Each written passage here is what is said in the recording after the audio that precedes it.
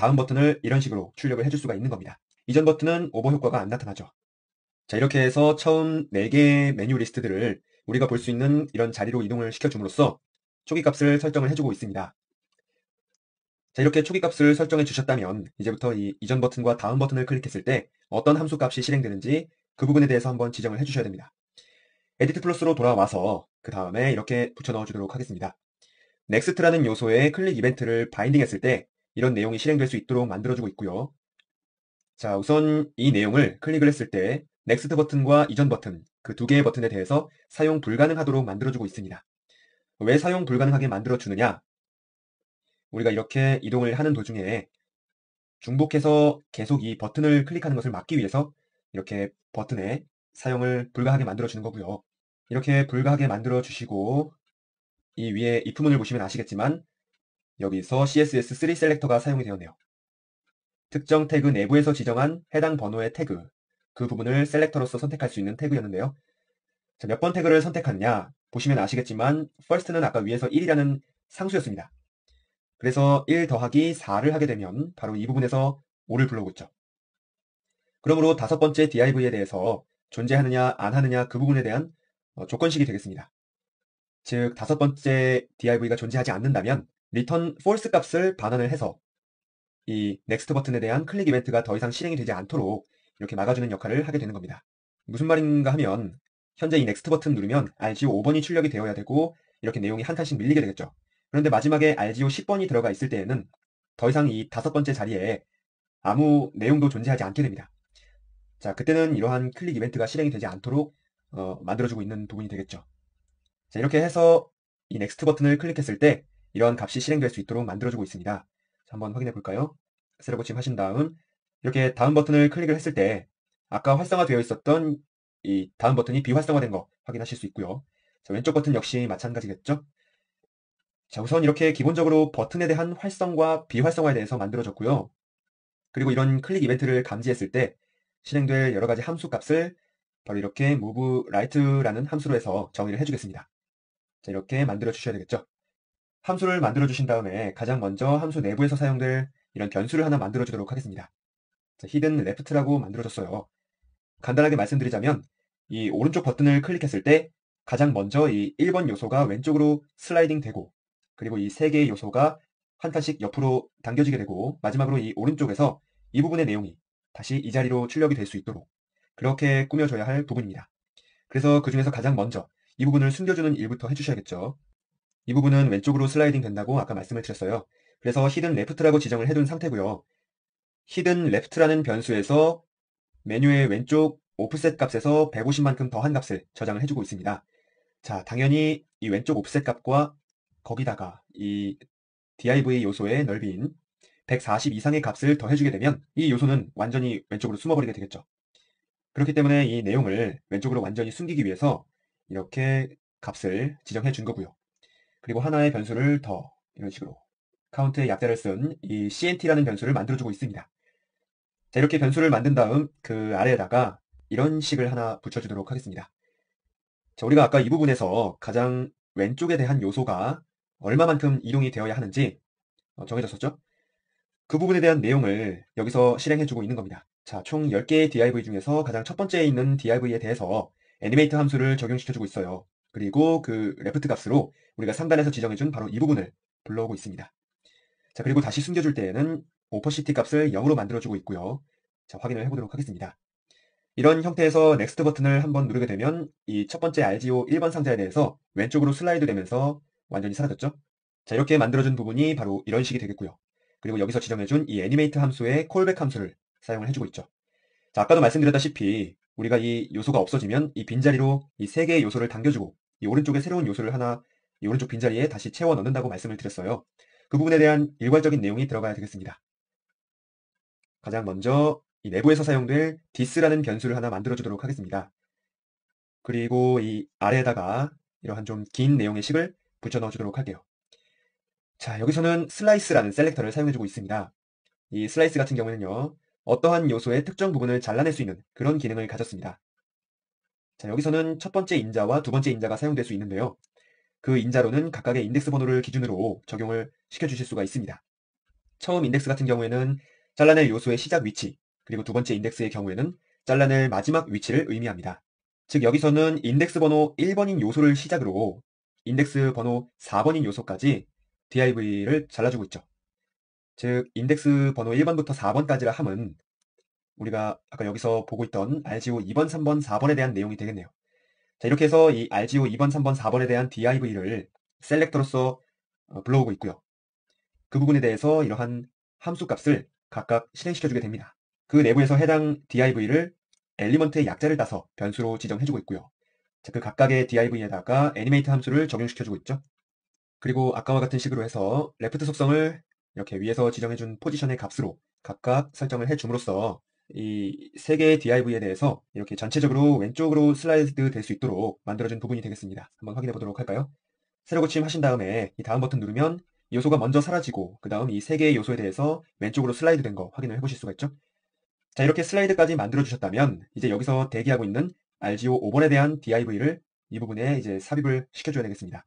자, 그런 부분은 우리가 이렇게 방금 지정해줬던 이 애니메이트 함수의 콜백 함수로서 사용을 해줄 겁니다. 다시 말해서 이 첫 번째 이미지가 왼쪽으로 슬라이드 되는 애니메이트의 콜백 함수로서 이 세 개의 위치를 이동시키고 있고 이 세 개의 위치를 이동시키는 애니메이트 함수의 콜백 함수로서 이 부분을 불러오게 되는 겁니다. 자, 이렇게 해서 여기다가 이런 식을 추가해 주도록 하겠습니다. 자, CNT 값, 우리가 위에서 0으로 지정해줬던 이 값을 증가시키고 있고요.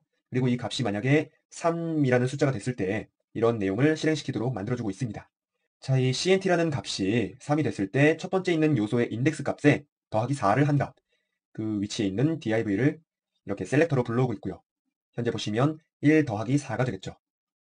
즉, 다섯 번째 div, RGO 5번 div에 대해서 셀렉터로 불러오고 있고요. 그 내용은 우리가 애니메이트를 이용해서 레프트 값을 포지션에서 세 번째 준 값 있죠? 바로 이 값으로 불러오고 있는 겁니다. 현재 CNT 값이 3이기 때문이죠. 그렇게 해서 이 510이라는 레프트 값을 적용을 시켜주게 되고요. 그리고 역시 마찬가지로 오퍼시티 값을 1로 완전 불투명한 형태로 출력해주고 있습니다. 자, 세로 고침에서 보시면 이렇게 눌렀을 때 다섯 번째 요소가 이렇게 왼쪽으로 슬라이드 되면서 나타나는 거 확인해 보실 수 있죠? 그리고 이렇게 슬라이드가 하나씩 밀리면서 출력이 되고 있기 때문에 이렇게 first 값이 하나씩 증가되어야 하겠죠. 그래야 다음 값이 출력이 되고 또 그 다음 값이 출력이 되고 이런 형태로 구현이 될 수가 있으니까요. 이렇게 해서 first 값을 하나하나 증가시켜주고 있는 겁니다. 자, 이렇게 증가되는 first 값은 총 7이라는 숫자까지 증가할 수 있는데요. 자, 이 if 조건문에서 보면 아시겠지만 이 부분에 7이 들어가면 식이 맞지 않게 되죠. 그렇기 때문에 가장 마지막 div 요소인 RGO 10이 보일 때 바로 그때가 이 first 값이 7이 되는 그 시점입니다. 그래서 그때를 제외하고는 이 next 버튼과 prev 버튼, 다음 버튼과 이전 버튼이 모두 활성화될 수 있도록 만들어주고 있고요.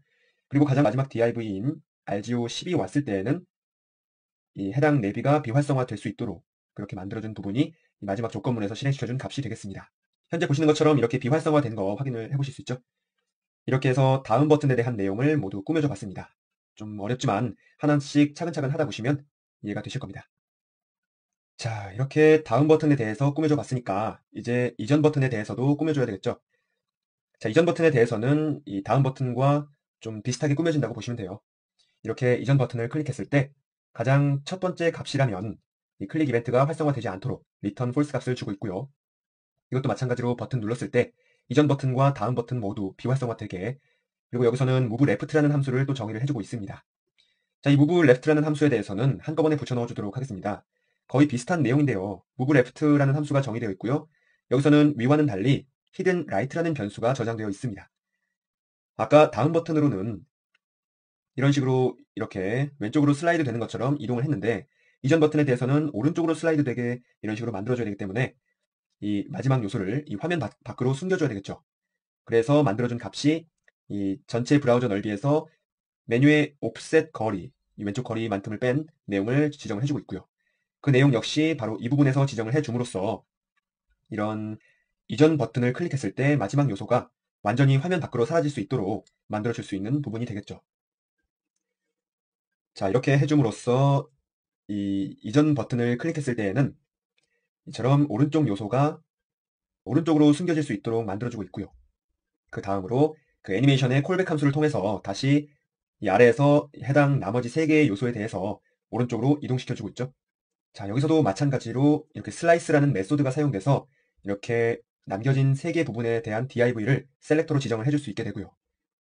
자, 이 부분에 대해서는 이렇게 3개로 지정되어 있던 이 부분에 대한 내용을 다시 이렇게 오른쪽으로 밀어줘야 되는 거니까 이 포지션에서 보시면 0부터가 아닌 1부터 시작을 해야 되겠죠. 그래서 그 첫 번째 요소에 대해서는 왼쪽을 170만큼, 그리고 두 번째 요소에 대해서는 왼쪽을 340만큼, 세 번째에 대해서는 510만큼 이렇게 변경을 해주셔야 됩니다. 그렇기 때문에 여기서는 포지션에 대해서 플러스 1만큼 적용이 될 수 있도록, 즉 한 칸씩 밀려서 슬라이드 될 수 있도록 만들어주고 있고요. 그리고 그렇게 밀어주신 다음에 또 이런 콜백 함수를 사용을 해서 이렇게 빈 자리에 이 첫 번째 내용을 이렇게 불러오도록, 자, 볼까요? 자, 이런 식으로 빈자리에 RGO 2번이라는 내용이 들어오고 있고, 다시 한번 눌렀을 때는 빈자리에 이런 내용이 채워지죠. 그런 부분에 대한 내용을 바로 이 아래에서 지정해주고 있습니다. 이번에도 마찬가지로 이렇게 비슷한 조건식이 세워졌고요. 현재 보시는 이 가장 마지막 요소에서 왼쪽으로 네 번째 위치하는 그런 부분에 div를 불러와서 이렇게 왼쪽으로 채워질 수 있도록 애니메이트 함수를 적용해주고 있죠. 그리고 그렇게 불러들인 애니메이트 함수의 레프트 속성 값은 첫 번째 자리로 들어가야 되니까 우리가 여기서 지정해줬던 0값, 바로 이 부분에 대해서 지정이 되어야 되겠고요. 오퍼시티 값 역시 이렇게 주고 있습니다. 자, 그리고 다음 버튼과 달리 이전 버튼에 대해서는 요소 값을 증가시켜주는 게 아니라 점점 감소를 시켜줘야 되죠. 그렇기 때문에 우리가 이 부분에서 이렇게 first에 대한 감소 값을 주고 있는 거고요. 이렇게 이전 버튼과 다음 버튼에 대한 활성화, 비활성화에 대한 내용도 만들어주고 있습니다. 자, 이렇게 해서 좀 빨리 이전 버튼에 대한 내용을 진행해 봤는데요. 새로 고침에서 보시면 이런 식으로 이제 슬라이드 되는 이미지 갤러리를 만들어 보실 수가 있습니다. 그렇죠. 자, 이렇게 모든 내용이 완성됐으니까 이렇게 오른쪽에서 출력되는 숨겨진 요소에 대해서는 완전히 오버플로우 해주셔야 되겠죠. 아까 말씀드렸던 상단의 오버플로우가 주석 처리를 해제해 주도록 하겠습니다. 자, 이렇게 해제해 주시면 스크롤 없이 깨끗하게 출력되는 거 확인을 해 보실 수가 있습니다.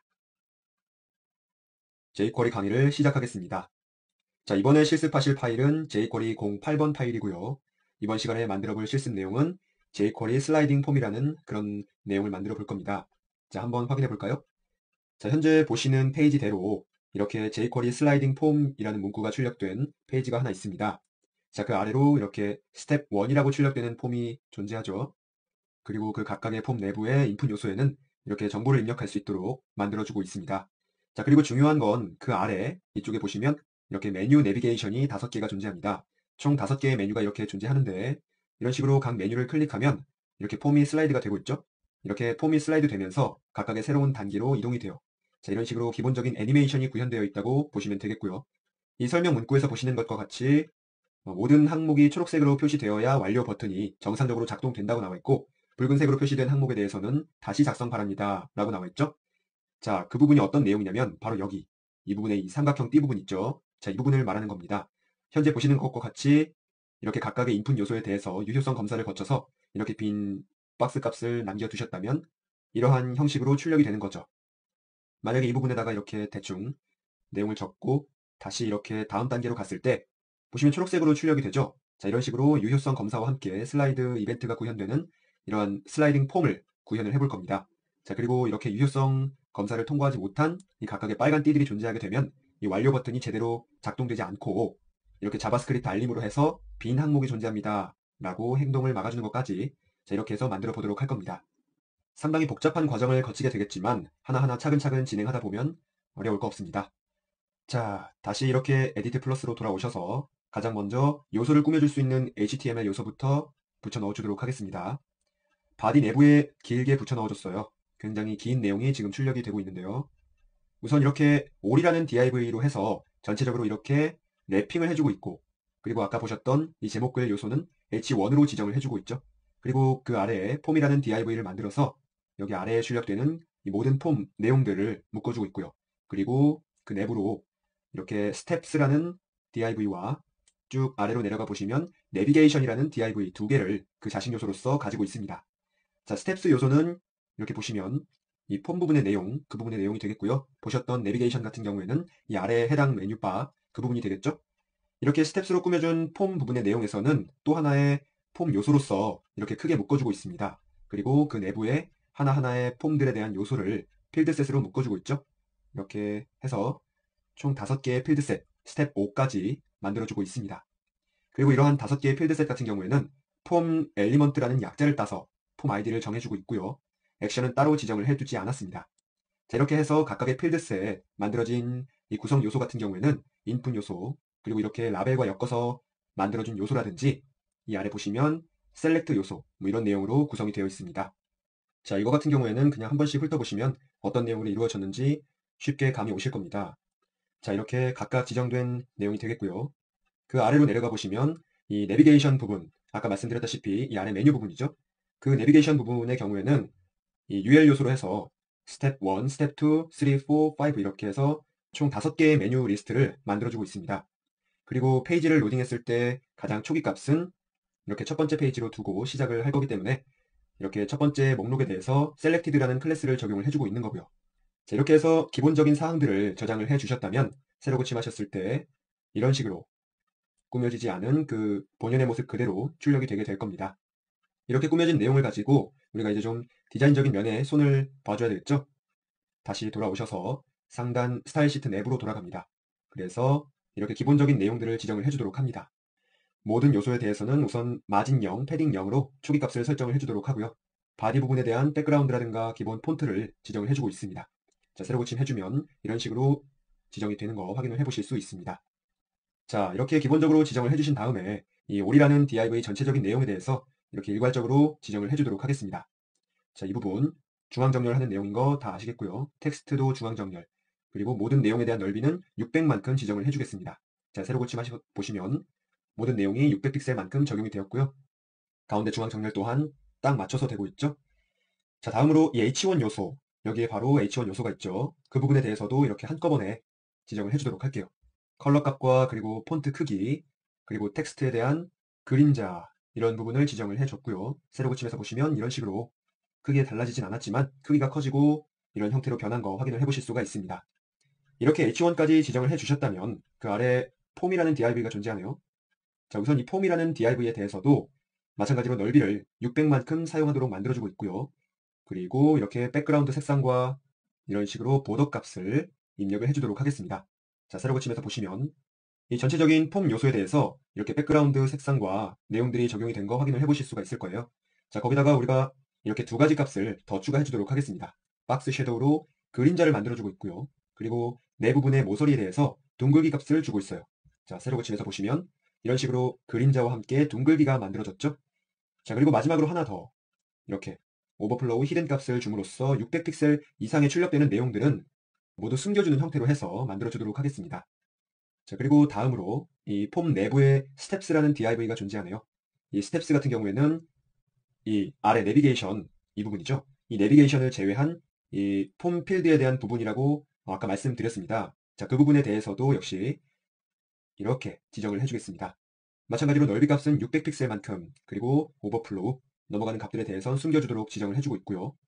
자, 그리고 하단으로 이러한 폼 요소가 존재하는데요. 이 폼 요소에 대해선 따로 지정을 해주지 않고요. 그 각각의 스텝이라는 클래스를 가진 이 5개의 필드셋이 있었죠. 모두 스텝이라는 클래스를 가졌어요. 자, 이러한 필드셋에 대해서 한번 좀 꾸며주도록 하겠습니다. 자, 모든 내용은 말씀드렸다시피 스텝이라는 클래스를 가지고 있습니다. 그래서 이렇게 각각 5개의 필드셋에 대해서 이렇게 플로트 레프트 값으로 가로 정렬이 될 수 있도록 만들어주고 있고요. 그리고 각각의 넓이 역시 600픽셀로 지정을 해주고 있습니다. 세로 고침해서 보시면 이런 식으로 크게 달라진 건 없지만 출력이 될 겁니다. 자, 아까 말씀드렸다시피 플로트 레프트로 가로 정렬을 시켜줬다고 했는데 왜 아직도 이렇게 일렬로 출력이 되는지 물어보시면 안 됩니다. 이 필드셋을 감싸고 있는 뭐 스텝스라든가 폼이라든가 그러한 부분이 모두 넓이 값이 600으로 지정이 되어 있죠. 그렇기 때문에 넓이가 없어서 이렇게 가로로 출력이 될 수 없는 부분이 되겠고요. 자, 이렇게 만들어 주신 다음에 우선 아래에 쭉 내려보면 나오는 이 내비게이션 있죠? 이 내비게이션에 대한 내용 먼저 지정을 해주도록 할게요. 자, 내비게이션 같은 경우에는 우선 높이 값을 이렇게 지정을 해주고 있고요. 백그라운드 색상, 그리고 아래쪽에다가만 이렇게 둥글기를 지정을 해주고 있습니다. 자, 세로 고침해서 보시면 바로 이 부분이 되겠죠? 높이는 45, 그리고 백그라운드, 그리고 아래 왼쪽과 아래 오른쪽 이 부분에 대해서는 둥글기 값이 지정이 되었어요. 자, 그리고 다음에 이 내비게이션 내부에 UL이 존재하고 또 LI가 존재하고 A가 존재하네요. 이 부분에 대해서도 지정을 해주도록 할게요. 자, 우선 UL이 있다면 리스트 스타일 분리기호를 없애주기 위해서 논값으로 줘야 되겠죠? 그리고 아까 보셨던 것처럼 가로 정렬을 해주기 위해서 플로트 레프트 값으로 만들어주고 있고요. 그리고 왼쪽으로 외부 여백을 좀 주고 있습니다. 그리고 하나 더, 내비게이션 내부에 UL 내부에 LI 요소가 있다면 LI 요소에도 역시 플로트 레프트 값과 포지션 렐러티브 값을 설정해주고 있고요. 이 각각의 요소들의 넓이에 대해서는 90픽셀이라고 지정을 해줬어요. 그리고 각각의 LI들이 조금 떨어져서 출력이 될 수 있도록 외부 여백을 양옆으로 3픽셀씩 주고 있고요. 또 왼쪽, 오른쪽에 대해서 보도값도 지정해주고 있네요. 자, 세로 고침에서 보시면 이런 식으로 출력이 되는 거 확인을 해보실 수가 있습니다. 자, 그리고 아까 말씀드렸다시피 LI 내부에 A 요소가 존재한다고 말씀드렸어요. 그 부분에 대해서 지정을 해주도록 할게요. 자, 우선 A 요소는 인라인 요소이기 때문에 블록 처리를 해주고요. 그리고 이 A 역시 높이 값을 45로 지정을 해주도록 하겠습니다. 자, 세로 고침에서 보시면 이런 식으로 높이가 설정되었네요. 그런데 이 A 요소 같은 경우에는 지금 위로 바짝 붙어 있어요. 이 부분에 대한 내용을 좀 해결해 주기 위해서 가운데 정렬을 해줄 수 있는 이러한 라인 하이트 값을 주도록 하겠습니다. 아시다시피 이 높이 값과 이 라인 하이트 값을 같게 해주시면 이렇게 보시는 것처럼 내용이 중앙 정렬로 해서 출력이 될 겁니다. 그리고 이 부분에 대해서 이렇게 컬러 값을 좀 변경을 시키도록 하고요. 내부로 이렇게 패딩 값도 적용시켜 주도록 하겠습니다. 그리고 폰트에 대한 내용을 일괄적으로 이렇게 글씨 굵기와 밑줄을 설정해 주고 있고요. 자, 세로 고침에서 보시면 이런 식으로 만들어진 거 확인을 해 보실 수가 있고요. 그리고 이 위에 LI에 줬던 것처럼 이렇게 각 양옆에 보더 값을 적용을 해주도록 할 거고요. 그리고 마지막으로 이렇게 백그라운드 색상을 적용을 해주도록 할게요. 자, 여기서는 그라디언트로 백그라운드 색상이 들어갔네요. 자, 이렇게 지정을 해주시면 세로 고침하셨을 때 이렇게 좀 더 버튼다운 모양의 A 요소가 생성된 거 확인을 해 보실 수가 있을 겁니다. 자, 그리고 이 부분에 대해서 마우스 오버를 했을 때 출력되는 그 결과물을 한번 다시 만들어 보도록 할게요. 자, 이렇게 A 요소에 대해서 오버를 했을 때의 백그라운드 색상과 컬러, 그리고 이러한 내용들 변경을 시켜주고 있습니다. 자, 그리고 그 아래 보시면 LI들 중에서 selected라는 클래스를 가지고 있는 그 LI 내부의 A 요소에 대해서도 이러한 값이 적용이 될 수 있도록 같게 지정을 해주고 있죠. 자, 이 selected 같은 경우에는 우리가 아까 이 가장 첫 번째 LI 요소에다가 미리 지정을 해둔 부분이에요. 자, 세로 고침에서 보시면 이렇게 첫 번째 selected라는 클래스를 가지고 있는 요소에 대해서는 이런 식으로 출력이 되고 있고요. 마우스 오버를 해도 이런 식으로 출력이 되는 거 확인을 해보실 수 있습니다. 자, 이렇게 해서 이 아래 내비게이션 메뉴에 대해서는 모든 내용이 끝났고요. 이 상단에 보시는 이러한 필드셋 내용을 좀 더 꾸며서 예쁘게 만들어 주도록 할게요. 자, 필드셋 같은 경우에는 이런 식으로 해서 이렇게 제목글을 나타내 주고 있고요. 그리고 그 아래로 이렇게 인풋 요소와 여러 가지 피 요소들로 만들어 주고 있었어요. 자, 가장 먼저 전체적인 필드셋 5개였죠? 그 5개의 필드셋에 대해서 보더 값을 삭제를 해주도록 하고요. 아래로 패딩 값을 좀 줘서 좀 여유 있게 만들어 주도록 하겠습니다. 세로 고침에서 보시면 외부 선들이 모두 사라졌고 이 아래에 20픽셀만큼 조금 간격이 만들어졌습니다. 자, 그리고 다음으로 아까 말씀드렸던 이 제목글 있죠? 그 부분에 대해서 일괄적으로 지정을 해주도록 할게요. 자, 많은 요소들이 붙었습니다. 처음에 백그라운드와 컬러가 그런 내용, 그리고 텍스트들에 대한 내용도 지정을 해준 사항이고요. 그리고 왼쪽으로 정렬이 될 수 있도록 플로트 레프트 값 역시 주고 있죠. 그리고 이 부분에 대해서는 넓이 값도 이렇게 만들어주고 있고 마진과 패딩으로 여백도 지정을 해주고 있습니다. 자, 세로 고침에서 보시면 이런 식으로 각각의 필드셋 내용들이 조금 구분이 될 수 있도록 출력이 되는 거 확인해 보실 수 있습니다. 그리고 보시는 것과 같이 이 각각의 이 인풋 요소들 있죠? P 요소로 감싸져 있습니다. 그렇죠? 여기서 보시면 P 요소로 감싸져 있고 감싸져 있죠. 자, 이러한 P 요소에 대해서도 좀 일괄적으로 지정을 해주도록 할게요. 우선 모든 P 요소들에 대해서는 왼쪽으로 정렬이 될 수 있도록 아까 같이 플로트 레프트 값을 만들어주고 있고요. 모든 P 요소들이 쭉 붙어서 흐르는 것처럼 출력이 되지 않도록 클리어 보스 값으로 만들어주고 있습니다. 자, 그리고 각각의 P 요소 같은 경우에 넓이를 400픽셀만큼, 그리고 보시다시피 백그라운드 색상, 그리고 여러 가지 보더에 대한 이런 디자인, 내부 여백과 외부 여백, 이러한 사항들을 지정을 해주고 있죠. 세로 고침에서 보시면 이런 식으로 각각의 요소들이 P 요소가 되는 거겠죠. 자, 이렇게 해서 내용들이 출력이 되고 있고요. 그리고 다시 돌아와서 P 요소 내부에는 이렇게 라벨과 인풋으로 각각 이루어져 있습니다. 그렇기 때문에 이런 식으로 P 내부에 라벨이 있다면으로 해서 적어주도록 하겠습니다. 자, 라벨 같은 경우에는 바로 이 부분, 이름, 아이디, 비밀번호, 아래에서는 뭐 이런 부분이 라벨에 대한 내용이 되겠죠? 자, 이렇게 라벨에 대해서는 넓이를 160으로 지정을 해주도록 하고요. 왼쪽으로 붙을 수 있도록 지정을 해주고 있습니다. 그리고 텍스트의 경우에는 오른쪽으로 출력이 될 수 있도록 만들어주고 있죠. 그리고 이러한 컬러 값, 그리고 굵기 값, 그리고 라인 하이트 값으로 행간 설정을 맞춰주고 있습니다. 자, 세로 고침에서 보시면 이런 식으로 160만큼의 넓이를 가지게 됐고요. 아까 보셨던 것처럼 우리가 텍스트 얼라인 라이트 값을 줬기 때문에 오른쪽으로 정렬이 돼서 이런 식으로 깔끔하게 출력이 되었습니다. 자, 이렇게 해서 이 라벨에 대한 내용을 지정해 주셨다면 이 각각의 인풋 요소 있죠? 인풋 요소에 대해서도 지정을 해 주셔야 되겠어요. 자, 다시 돌아오셔서 이번에도 역시 한꺼번에 붙여 넣어 주도록 하겠습니다. 자, 폼 내부의 인풋 요소, 그리고 텍스트 에어리어, 그리고 셀렉트 이 세 가지 요소들이 존재한다면으로 해서 들어가고 있고요. 보시다시피 이 모든 내용들은 input 아니면 select 이런 내용을 통해서 출력이 되고 있습니다. 자, 그렇기 때문에 이 부분, 이 세 개에 대해서만 이렇게 지정을 해주시면 되겠고요. 이 부분에서 사용한 넓이는 200으로 지정을 해줬고요. 여기도 마찬가지로 왼쪽 정렬이 될 수 있게, 그리고 색상은 흰색, 이런 식으로 해서 출력을 해줄 수 있도록 만들어주고 있습니다.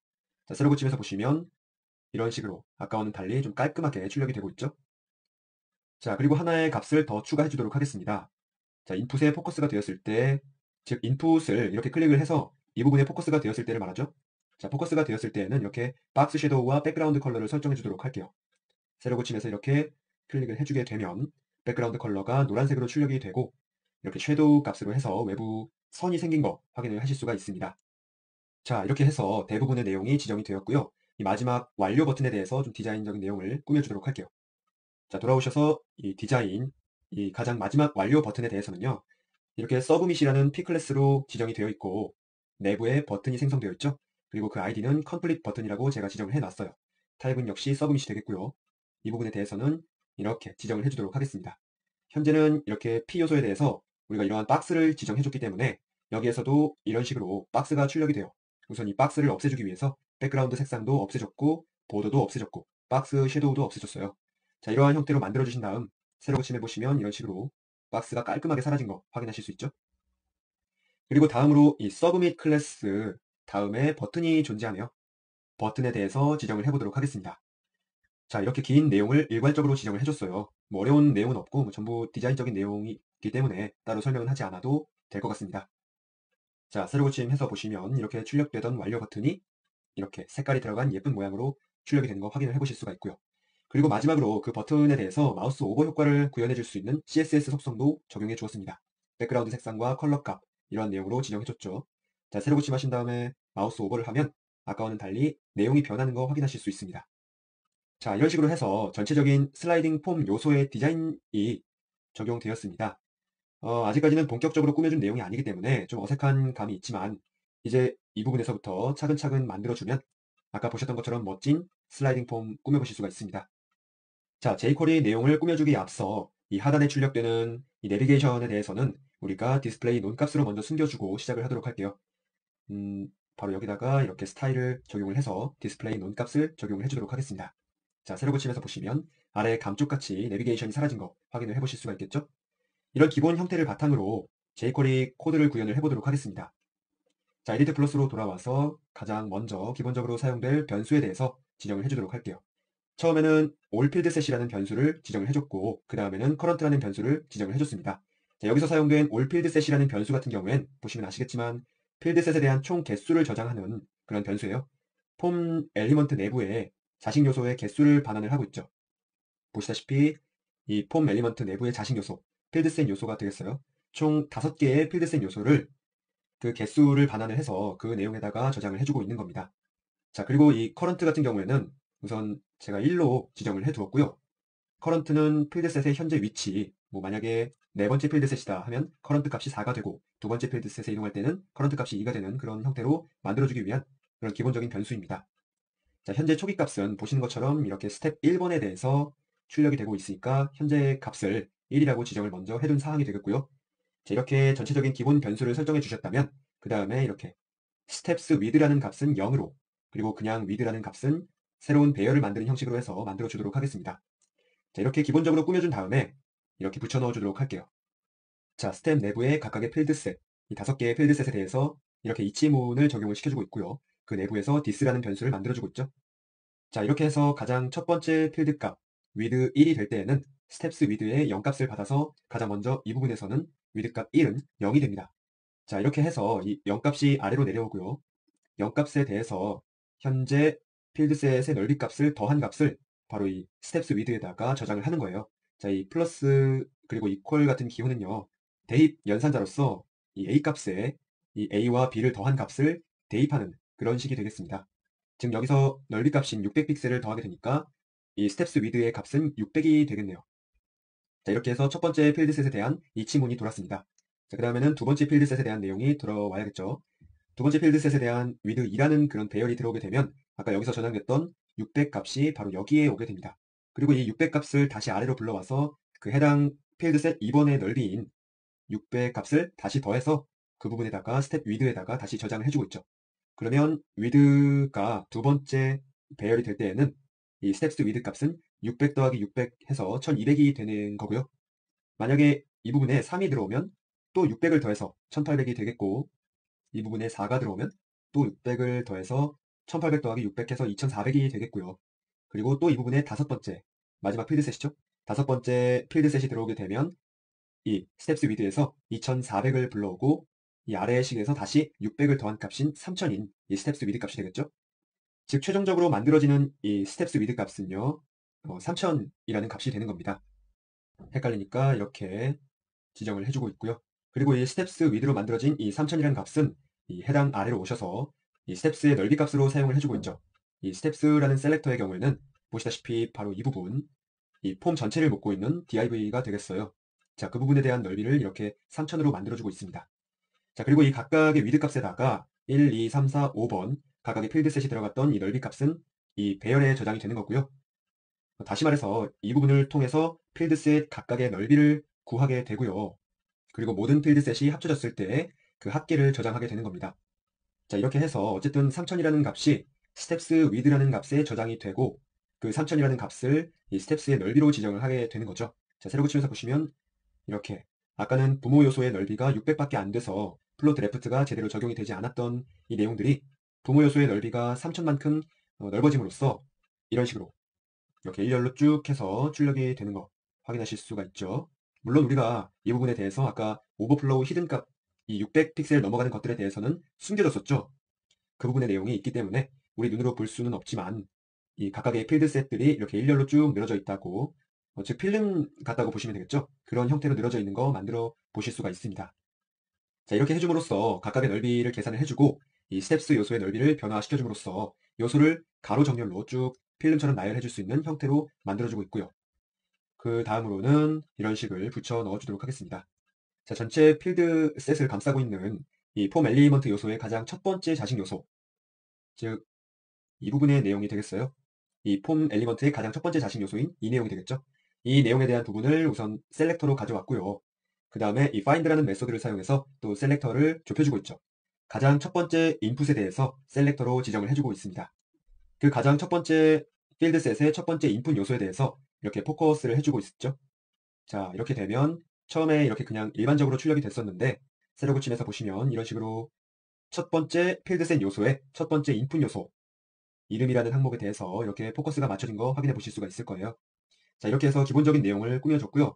그리고 다음으로 하나 더 이렇게 내비게이션, 우리가 아까 디스플레이 논값으로 숨겨줬던 내비게이션을 이 show 함수를 이용해서 다시 출력해 주도록 하겠습니다. 세로 붙임에서 보시면 아까 없어졌던 내비바가 나타난 거 확인해 보실 수가 있을 거예요. 그리고 다음으로는 이렇게 지정을 해줄 겁니다. 아까 이렇게 내비바가 생겼죠.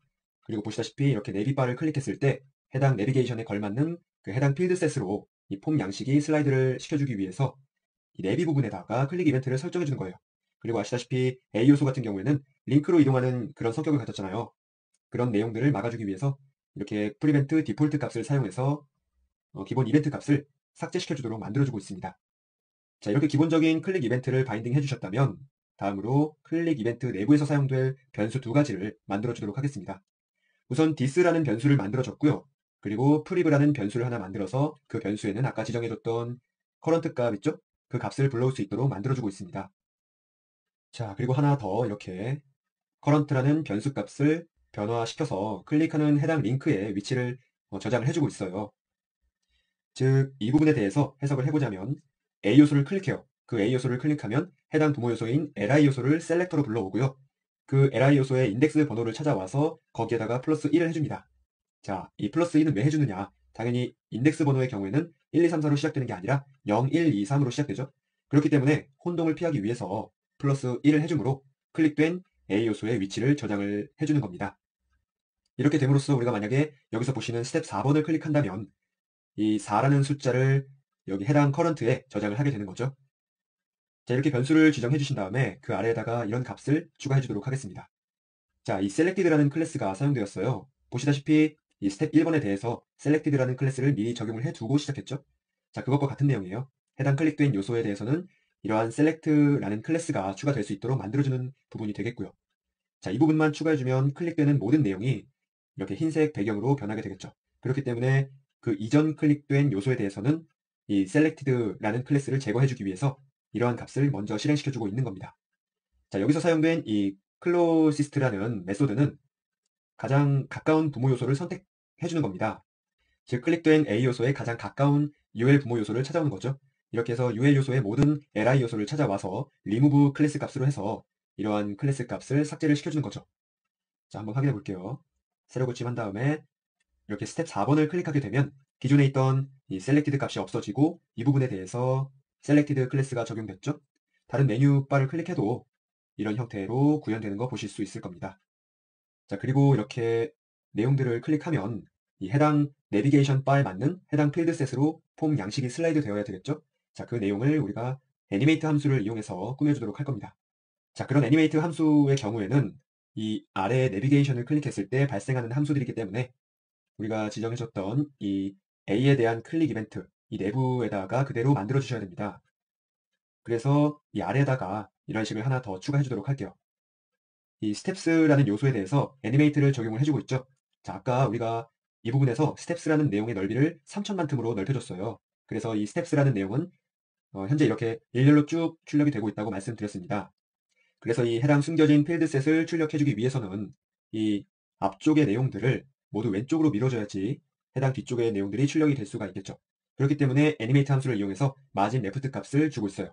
그리고 아까 말씀드렸다시피 내용들을 왼쪽으로 밀어줘야 되기 때문에 이렇게 마이너스 음수 값으로 지정을 해주고 있죠.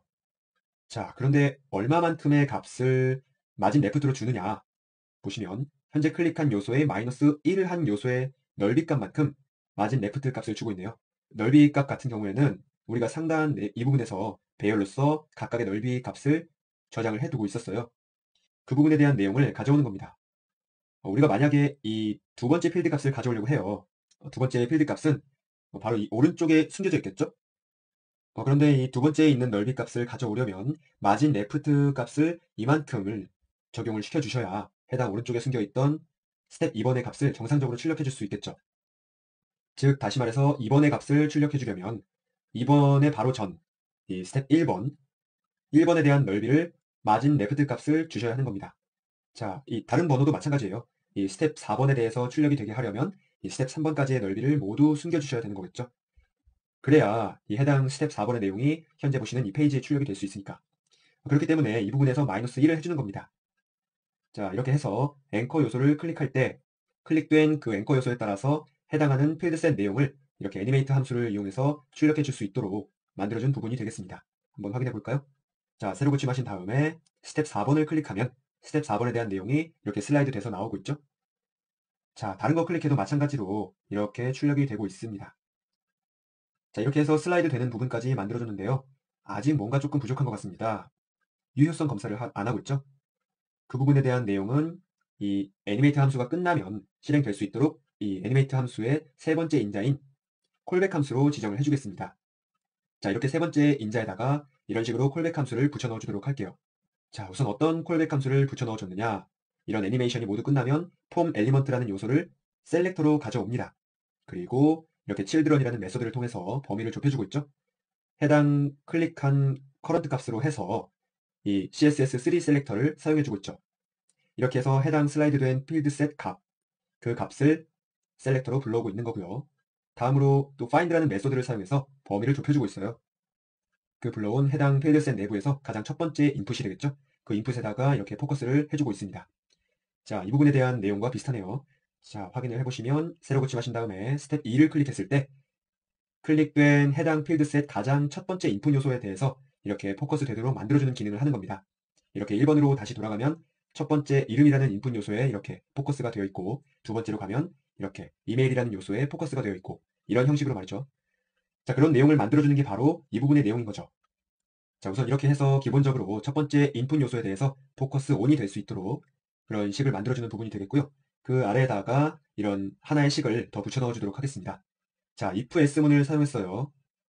바로 이 부분에서 사용된 이 식 같은 경우에는 아까 말씀드렸던 그 유효성 검사였죠. 자, 그 내용이 되겠습니다. 현재 클릭한 current 값이 all field set, 이 부분에 5라는 숫자가 저장되어 있었죠. 자, 이에 대한 조건문을 해석해보자면 현재 클릭한 이 A 링크가 다섯 번째, 즉 current라는 숫자가 5라는 숫자를 가질 때에 이 all field set이라는 값과 일치가 되죠. 그 5라는 값을 가질 때에는 이 validate steps라는 함수를 실행시키게 되고요. 그리고 5가 아닌 이 나머지 스텝 1번, 2번, 3번, 4번 이 부분에 대해서 클릭이 되었을 때는 validate step이라는 함수가 실행이 됩니다. 자, 다시 말해서 스텝 5에 대한 링크를 클릭했을 때에는 이 값이 실행이 되고요. 1, 2, 3, 4번에 대한 그 링크 값을 클릭했을 때에는 바로 이 값이 실행되는 거죠. 자, 우리가 왜 이렇게 굳이 두 개의 함수로 나눠주고 있느냐? 자, 이런 내용이 있다고 가정했을 때 가장 마지막 스텝 5번을 누르면 이전의 모든 내용에 대해서 유효성 검사를 진행하도록 그렇게 만들어줄 거기 때문이죠. 그리고 그와 반대로 이 5번이 아닌 이 3번이나 4번 또는 2번을 클릭했을 때에는 그 전에 위치했던 그 필드셋에 대해서만 유효성 검사를 해줄 겁니다. 바로 그 부분에 대한 구분을 두기 위해서 이렇게 두 개의 함수를 나눠주고 있는 겁니다. 즉, 이 마지막 링크를 클릭하게 되면 우리는 앞에 1, 2, 3, 4번 모든 필드셋에 대해서 유효성 검사를 하게 되고 그게 아니라면 폼이 슬라이드 되기 바로 이전 요소에 대해서 유효성 검사를 하게 되는 거죠. 이 각각의 조건에 해당될 때 실행될 각각의 함수들은 이 아래에서 지정을 해주도록 하겠습니다. 가장 먼저 이 마지막 링크를 클릭을 해서 앞에 모든 필드셋 요소에 대해서 유효성 검사를 하는 이 validate steps라는 함수에 대해서 먼저 지정을 해주자면요. 이 아래에다가 이렇게 붙여 넣어주도록 하겠습니다.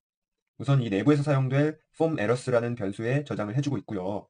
그 아래에 포문을 사용해서 각각 첫 번째, 두 번째, 세 번째, 네 번째 필드셋에 대해서 모두 유효성 검사를 거치게 됩니다. 보시면 아시겠지만 여기가 초기값, 여기가 조건값, 그리고 여기가 증감값이 되겠죠. 자, i를 1로 시작해서 필드셋보다 작은 숫자까지, 즉 1번, 2번, 3번, 4번으로 해서 포문이 돌아가겠죠. 그리고 만약에 에러의 값이 마이너스 1이라면 이 위에서 지정된 form errors의 값을 true로 지정을 해주게 됩니다. 즉 여기서 보시는 form errors가 true일 때 그리고 에러라는 값이 마이너스 1일 때 바로 이 부분이 해당 필드 값에 에러가 있다는 뜻이 되겠죠. 자, 이렇게 해서 각각 1, 2, 3, 4번 필드셋에 대해서 포문을 적용을 해줌으로써 각각 에러가 있는지 없는지 그 부분에 대해서 확인을 해주고 있고요. 만약에 이런 에러 값을 가지고 있다면 ERR, 에러의 약자죠. 그 내용 안에다가 데이터 메소드를 이용해서 기록을 해두고 있는 겁니다. 즉 상단의 이 form errors, 이 값이 true인지 아니면 false인지 그 값에 대한 그 배열 값을 에러에 대한 데이터로 저장을 해주고 있는 거죠. 자, 이렇게 해서 모든 필드셋에 대한 오류 값을 확인해 줄 수 있는 그런 식이 완성이 되었고요. 여기서는 따로 데이터를 저장만 하고 있지 실행될 함수 값을 정해주지 않았기 때문에 특별한 내용은 출력이 되지 않을 겁니다. 자, 그런 다음에 바로 이 부분, 즉 이 다섯 번째 버튼이 아닌 첫 번째, 두 번째, 세 번째, 네 번째 버튼을 눌렀을 때 실행될 그 유효성 검사, 그 부분에 대해서도 한번 지정을 해주도록 하겠습니다. 자, 우선 이렇게 기본적인 지정을 해주시고요. 가장 먼저 이런 식을 붙여 넣어주도록 하겠습니다. 만약에 값이 all field set, 즉 다섯 번째 값이라면 이 해당 함수를 실행시키지 않는 return false 값을 적용을 시켜주고요. 이렇게 조건문을 세워주셨다면 이 아래에 이 내부에서 기본적으로 사용될 변수 두 개를 지정을 해주도록 하겠습니다. 에러라는 변수와 has 에러라는 변수를 만들어주고 있어요. 자, 여기서 보시는 에러 1값과 has 에러 false 값은 모두 정상값에 대한 그런 상징적인 내용이에요. 즉 에러 값이 1이라면 에러가 없는 정상적인 값이 되겠고요. has 에러가 false라면 마찬가지로 에러가 없는 정상적인 값이 되는 거죠. 반대로 이 1이 아닌 마이너스 1이나 아니면 이 부분에서 true 값으로 지정이 되었다면 정상이 아닌 오류가 있다는 그런 뜻이 되겠죠. 자, 이렇게 기본적인 변수를 지정을 해주신 다음에 이렇게 지정을 해주도록 하겠습니다. 자, form 엘리먼트 내부에서 children 메소드를 사용해서 자식 요소를 찾아오고 있죠. 그리고 CSS3 셀렉터를 사용해서 프리앱에 저장된 그 상수값을 가져오고 있습니다. 그리고 그 내부에 또 인풋 요소를 모두 찾아오고 있죠. 인풋 요소를 찾아오는데 대신 버튼이 아닌 인풋 요소에 대해서만 모두 찾아오고 있어요. 이렇게 해서 모든 인풋 요소에 대해서 이치문을 적용을 시켜주고 있습니다. 그리고 이 이치문 내부에서 사용될 변수를 이렇게 지정을 해주고 있고요. 그리고 value length라고 해서 하나의 변수를 또 지정을 해주고 있습니다. 해당 인풋 요소 내부에 value 값이 존재하는지 안 하는지 그 부분에 대한 내용을 구분해주는 변수가 되겠습니다. 여기서 사용된 jQuery 트림 같은 경우에는 문자열 양쪽 끝에 빈 공백을 제거하는 그런 역할을 하게 되는데요. 자, 우리가 유효성 검사를 한다는 것이 이 내부에 텍스트 내용이 있는가 없는가 그 부분에 대한 내용을 확인해 줄 수 있는 거잖아요. 그렇기 때문에 그 내부에 밸류 값이 존재하는지 안 하는지를 유효성 검사의 조건으로 만들어주고 있는 거죠. 자, 여기서 사용된 트림 같은 경우에는 아까도 말씀드렸지만 공백을 제거한다고 했어요. 자, 우리가 만약 이 부분에서 이렇게 텍스트를 안 쓰고 스페이스바로 공백을 만들었다고 가정을 하죠. 그럴 때 우리가 이 트림을 안 써주게 되면 이 공백 역시 문자열이라고 취급을 해주기 때문에 유효성 검사를 통과하게 됩니다. 그래서 이렇게 트림 값으로 해서 빈 양옆에 공백을 모두 삭제를 시켜주는 거죠. 이렇게 해줌으로써 텍스트만이 유효성 검사에서 통과할 수 있도록 그렇게 내용 지정해주고 있는 겁니다. 자, 이렇게 해서 value length라는 변수에서 해당 인풋 요소가 비었는지 안 비었는지 그 부분을 판단을 해주고 있고요. 그 아래에 if문, else문을 사용을 했죠.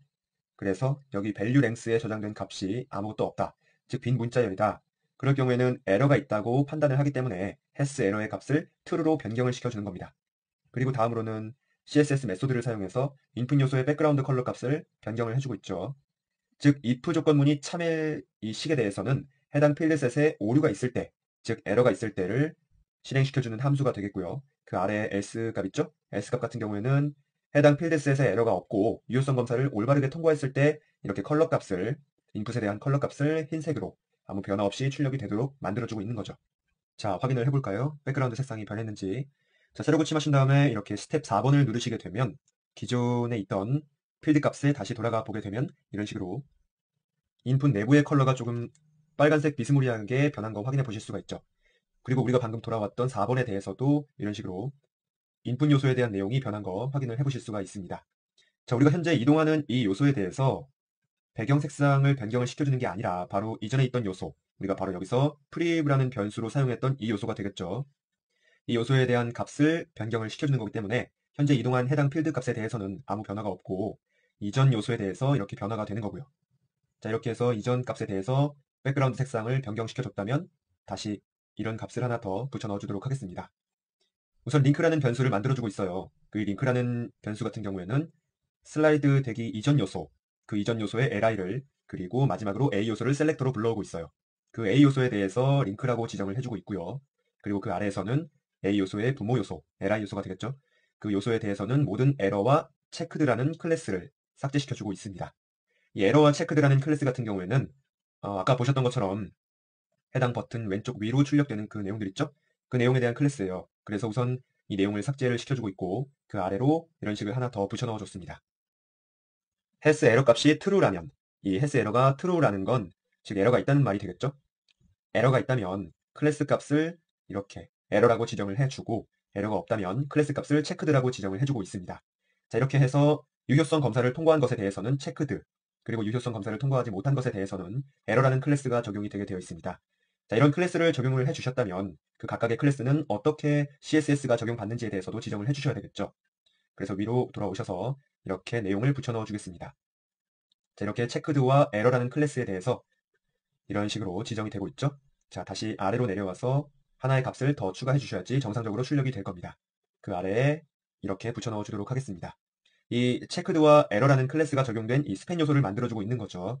자, 이렇게 해서 스팬 요소를 만들어주고 이 insert after 메소드를 이용해서 A 요소 뒤로 이 스팬 요소가 생기도록 만들어주고 있습니다. 자, 이렇게 클래스를 적용을 해줌으로써 에러가 있는 것에 대해서는 이 해당 이 내용이 그리고 에러가 없는 것에 대해서는 해당 이 내용이 출력이 되게 만들어준 내용이 되겠습니다. 자, 새로 고침해서 확인을 해보도록 할게요. 가장 먼저 이 스텝 5번, 이 5번을 눌렀을 때는 모든 1, 2, 3, 4번에 대한 내용에 대한 유효성을 모두 거치죠. 그렇기 때문에 이 모든 내용에 대해서 이런 식으로 에러가 출력이 되도록 해주고 있고요. 자, 다시 새로 고침하셔서 이 5번이 아닌 다른 요소를 클릭했을 때 바로 이전 요소에 대해서 이렇게 에러 표시가 출력이 되죠. 그리고 다른 거 클릭했을 때도 마찬가지로 이런 식으로 출력이 되는 거 확인해 보실 수가 있으실 겁니다. 자, 이렇게 해서 유효성 검사를 통과하지 못한, 즉 에러가 있을 때에 대해서는 여기 빨간색 띠로 출력이 됩니다. 다시 이번에는 내용을 수정해서 이렇게 유효성 검사를 통과할 수 있도록 내용을 써줬어요. 그런 다음에 이동을 하게 되면 이번에는 유효성 검사를 통과했기 때문에 체크드라는 클래스가 적용이 되겠죠. 그렇기 때문에 이런 식으로 유효성 검사가 통과됐다는 표시를 해주고 있는 겁니다. 자, 이 부분에서도 이렇게 해주시면 마찬가지로 색상이 변하게 되는 거고요. 다른 것 또한 마찬가지로 이렇게 만들어 주실 수가 있습니다. 자, 이렇게 해서 모든 유효성 검사가 통과됐을 때 비로소 이 완료 버튼을 누르는 것이 가능하도록 그 내용을 한번 만들어 주도록 하겠습니다. 자, 다시 돌아오셔서 이번에는 이렇게 하나 붙여 넣어주도록 하겠습니다. 자, 이 버튼 같은 경우에는 우리가 아이디를 컴플릿 버튼이라고 지정을 해줬어요. 그 부분에 대해서 클릭 이벤트를 지정해주고 있는 거고요. 그리고 만약에 이 폼 엘리먼트에 에러라는 데이터가 존재한다면 이렇게 빈 항목이 존재합니다 라는 알림창이 뜨고, 그리고 해당 클릭 이벤트가 진행될 수 없도록 이렇게 리턴 폴스 값을 만들어주고 있습니다. 자, 이 부분이 제대로 작동하는지 한번 확인해 보도록 할게요. 새로 고침하신 다음에 이렇게 이 4개의 내용에 대해서 모두 에러 값이 출력이 되고 있어요. 이렇게 에러 값이 출력되고 있는 상태에서 이 완료 버튼 누르면 빈 항목이 존재합니다 라고 우리가 지정해준 알럿 함수가 이렇게 알림창으로 뜨게 되고요. 이 버튼의 기본 기능을 막아주도록 해주고 있죠. 자, 그런데 이번엔 이런 에러 값이 없을 때 한번 이렇게 에러 값이 없을 때에 대해서는 완료 버튼을 누르면 그런 내용이 안 뜨죠. 안 뜨고 이렇게 새 창이 나타나게 됩니다. 자, 해서 이렇게 마지막 완료 버튼까지 슬라이딩 폼 만드는 작업을 진행해 봤습니다. 자, 다음으로 진행해 볼 파일명은 RGO09번 파일입니다. 어떤 특정 이미지를 강조해 줄 수 있는 그런 꾸밈새를 실습을 통해 알아보도록 할 텐데요. 자, 현재 보시는 이 페이지가 이번 실습의 결과값인데요. 이렇게 간단하게 이미지가 출력이 되어 있는데요. 이 이미지에 마우스 오버를 했을 경우에 이렇게 돋보기와 같은 모양이 나타나서 이미지를 확대해주는 그런 작업이 되겠습니다. 자, 여기서 사용된 jQuery의 역할은요. 이렇게 커서를 갖다 대면 이 이미지 내부에서 좌표의 위치를 계산하고, 그리고 그 위치의 비율에 따라서 돋보기 내부에 출력되는 백그라운드 이미지 그 부분의 위치 값을 이렇게 변경을 해주는 그런 역할을 하게 됩니다. 뭐 그렇게 된다면 기본적으로 사용될 이벤트의 경우는 이렇게 마우스가 이동할 때마다 이벤트를 감지해주는 마우스 무브 이벤트, 그런 내용들이 이벤트로서 사용되겠죠. 자, 그리고 여기서 이렇게 나타나는 돋보기 형태의 이런 동그란 모양 같은 경우에는 CSS3 속성으로 해서 이런 식으로 출력을 해주고 있는 거죠. 자, 이렇듯 jQuery 코드와 이렇게 CSS3를 함께 적용해 줌으로써 이런 돋보기로 강조를 해주는 효과, 그런 것들을 진행해 보겠습니다.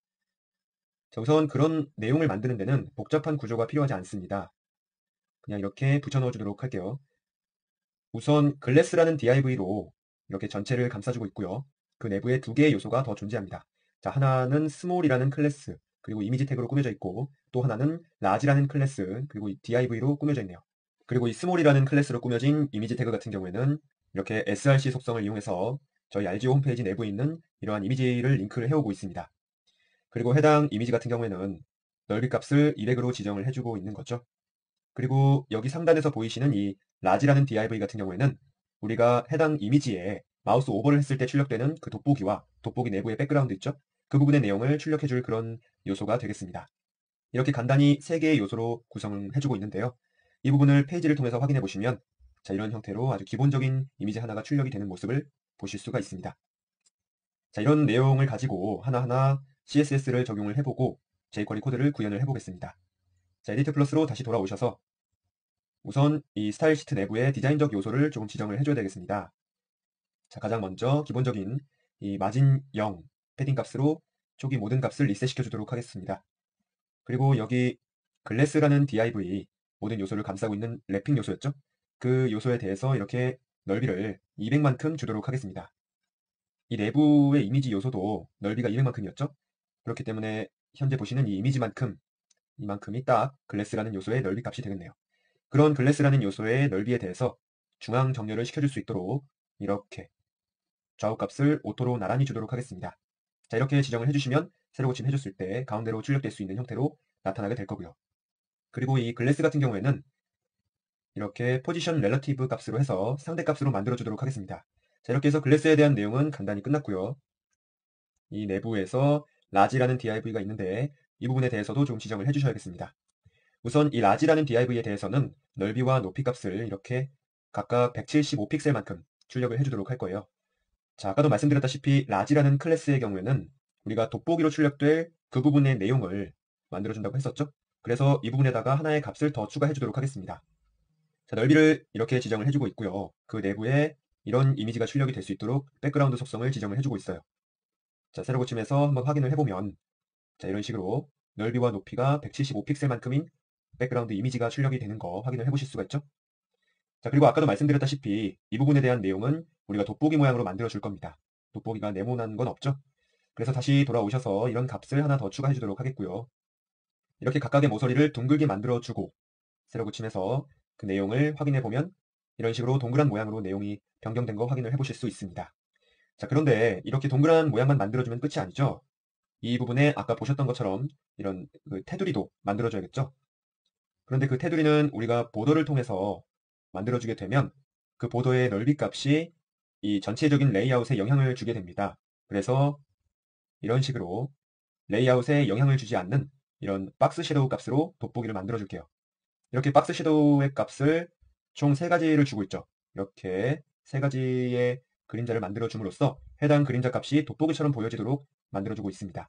자, 세로 고침에서 보시면 이런 형태로 뭔가 돋보기 모양의 검정 테두리가 생겼습니다. 자, 그리고 아까 말씀드렸다시피 이 부분, 그림자 부분이 가려지고 있죠. 그렇다는 얘기는 이 전체적인 레이아웃에 영향을 미치지 않고 있다는 뜻이 되겠습니다. 자, 이렇게 해서 레이아웃에 영향을 미치지 않는 박스 섀도우로 돋보기 요소를 한번 만들어 봤고요. 그리고 이 돋보기는 이러한 앱솔루트 값을 주셔야 됩니다. 그래야 이 아래에 이미지와 겹쳐지게 출력이 될 수 있기 때문이죠. 자, 세로 고침에서 보시면 이런 형태로 서로의 레이아웃에 상관하지 않고 절대값으로 위치를 잡게 되는 겁니다. 자, 그리고 마지막으로 하나의 값을 더 추가해 주셔야 됩니다. 자, 이런 값을 하나 추가해 주실 텐데요. 우선 이 해당 돋보기 모양 같은 경우에는 우리가 이 아래의 이미지에 마우스 오버를 했을 때 출력되는 요소입니다. 그래서 기본적으로는 이렇게 디스플레이 논 값을 이용해서 숨겨 주셔야 됩니다. 자, 이렇게 해서 라지라는 div 부분에 대해서도 모든 내용이 끝났고요. 그리고 이 아래에 스몰이라는 이미지 태그, 이 부분에 대해서는 뭐 크게 변화 주실 건 없고요. 이런 값을 하나 추가해 주시면 되겠습니다. 자, 이렇게 스몰이라는 요소에 대해서는 디스플레이 블록 값을 주고 있어요. 이 이미지 태그는 인라인 요소였습니다. 그래서 이렇게 블록 값으로 요소를 변경을 시켜주고 있는 겁니다. 세로 고침에서 보시면 자, 이런 식으로 돋보기 요소가 숨겨지고 이러한 이미지 태그만 남아있는 형태로 기본적인 출력이 되는 사항입니다. 자, 이렇게 꾸며진 요소에다가 이제 jQuery 코드를 하나하나 구현시켜 줌으로써 돋보기 형태를 완성시켜 주도록 하겠습니다. 자, 에디트 플러스로 돌아오셔서 이 스크립트 내부에다가 가장 먼저 변수로서 사용될 2개의 내용을 붙여 넣어 주도록 하겠습니다. 자, 오리지널 width와 그리고 오리지널 height라는 변수를 만들어주고 있고요. 각각의 값을 0으로 지정을 해주고 있습니다. 자, 이렇게 오리지널 width 값, 오리지널 height 값을 0으로 시작해주고 있고요. 자, 나중에 붙여질 코드를 보시면 아시겠지만 오리지널 width와 오리지널 height 값에는 본래의 이 이미지의 넓이와 높이 값 있죠. 그 부분을 저장하는 그런 내용으로 사용될 겁니다. 자, 우선 이 각각의 값들이 0으로 시작되고 있다는 점, 이 부분을 기억해 주시면 되고요. 이렇게 2개의 변수를 지정해 주셨다면 그 다음에 이렇게 글래스에 대한 마우스 무브 이벤트를 적용시켜 주도록 하겠습니다. 자, 아까도 말씀드렸지만 이 부분에 마우스 오버를 하고 마우스가 이동됨에 따라서 해당 돋보기가 따라다니면서 이미지가 변경이 됐었어요. 자, 그런 부분을 적용시켜 주려면 지금 보시는 것과 같이 마우스 무브 이벤트를 사용을 해 주셔야 되겠죠. 자, 그래서 이렇게 마우스 무브 이벤트를 사용을 해주고 있고요. 자, 글래스에 대해서 이러한 마우스 무브가 적용이 됐을 때 이러한 조건문이 하나 감지가 될 수 있도록 if문을 붙여 넣어 주도록 하겠습니다. 자, 여기서 사용된 if문의 이 해당 조건문을 한번 살펴보죠. 자, 여기서 사용된 이 논리 연산자의 경우에는 AND 연산자가 사용되었습니다. 즉, 이 부분의 A 값이 참이고 또 B 값 역시 참이어야만 이 전체 조건문을 참으로 인식하고 이 부분의 내용을 실행시켜주게 되는 거죠. 그리고 이런 논리 연산자 같은 경우에는 해당 결과값을 true나 false로 받게 되죠. 그렇기 때문에 이 부분의 내용이 true, 그리고 이 부분의 내용 역시 true로 감지되어야 이 조건문이 참이 되는 겁니다. 자, 그런데 여기 위에서 오리지널 width 값과 오리지널 height 값은 0값으로 지정해주고 있어요. 자, 0값이 된다면 이 부분의 내용은 false가 되겠습니다. 그런데 앞에서 이렇게 not 연산자가 붙었죠? 그러면 이 부분의 내용은 참이 되겠고요. 이 부분 역시 참이 되겠죠? 즉, 이 부분도 참, B도 참이 되니까 이 조건문은 참으로 인식하기 때문에 가장 먼저 이 부분의 내용을 실행해주게 됩니다. 즉, 다시 말해서 이 오리지널 width 값과 오리지널 height 값, 이 두 값이 모두 0일 때 이런 참의 명제가 실행이 되는 거죠. 자, 어떤 내용이 실행되느냐? 가장 먼저 이미지 오브젝트라는 변수를 하나 만들어서 새로운 이미지 객체를 만들어주고 있어요. 그리고 그렇게 만들어진 이미지 오브젝트라는 객체의 src 속성, 그 부분의 내용을 이렇게 스몰이라는 요소의 src 속성으로 가져오고 있습니다. 이 스몰이라는 요소의 src 속성을 확인을 해보자면 바로 이 부분의 내용이 되겠죠? 자, 이렇게 함으로써 이미지 오브젝트라는 새로운 객체에다가 스몰과 같은 src 속성을 가진 이미지, 즉 이렇게 위드 값이나 높이 값이 지정되지 않은 이미지 본연의 모습 그대로를 이 이미지 오브젝트라는 내용에 저장을 해주고 있습니다. 그리고 아래에서 오리지널 위드 그리고 오리지널 하이트라는 변수를 다시 만들어주고 있죠. 이렇게 위에서 가져온 이미지의 본연의 객체의 넓이와 높이 값을 불러와서 이 해당 오리지널 위드와 오리지널 하이트에 각각 저장을 해주고 있는 겁니다. 자, 이렇게 해줌으로써 오리지널 위드 값이 0이 아니게 되고 오리지널 하이트 값도 0이 아니게 되는 거죠. 자, 이 부분에 대해서 전체적으로 말씀을 드리자면 이러한 이미지에 마우스 무브 이벤트가 발생했을 때 만약에 이러한 오리지널 위드, 오리지널 하이트 같은 기본 치수가 존재하지 않는다면 이런 스크립트는 가장 먼저 이렇게 오브젝트 이미지에 대한 기본 치수를 계산을 해주게 되는 거죠. 이렇게 해서 이런 오리지널 위드와 오리지널 하이트라는 기본 치수를 저장을 해준 후에야 그 다음 내용을 실행해 줄 수가 있는 겁니다. 자, 우선 이렇게 if문을 가지고 원래 이미지의 높이 값과 넓이 값을 저장을 해주고 있고요. 그리고 이렇게 기본적인 넓이와 높이를 계산을 해주셨다면 그 다음으로는 이렇게 else문으로 들어가면 되겠습니다. 자, 마우스가 움직일 때마다 이 마우스 무브 이벤트가 발생하게 돼요. 그래서 가장 먼저 이 값이 실행되고 움직일 때 이런 값이 생성이 되면 그 다음부터는 이 else문이 실행되게 되는 겁니다. 자, 가장 먼저 else문으로 들어와서요. 글래스라는 요소에 대해서 오프셋 값을 구해주고 있죠. 그러한 오프셋 값을 글래스 오프셋이라는 변수에 저장을 해주고 있고요. 글래스의 오프셋 값이란 바로 이 부분을 말하는 겁니다. 자, 여기 하얀 공백 부분, 그리고 상단으로도 이렇게 하얀 공백 부분이 존재하죠. 그 부분에 대한 오프셋 위치를 구해놓고 있고요. 그 다음에 mx 그리고 my라는 변수를 각각 만들어주고 있어요.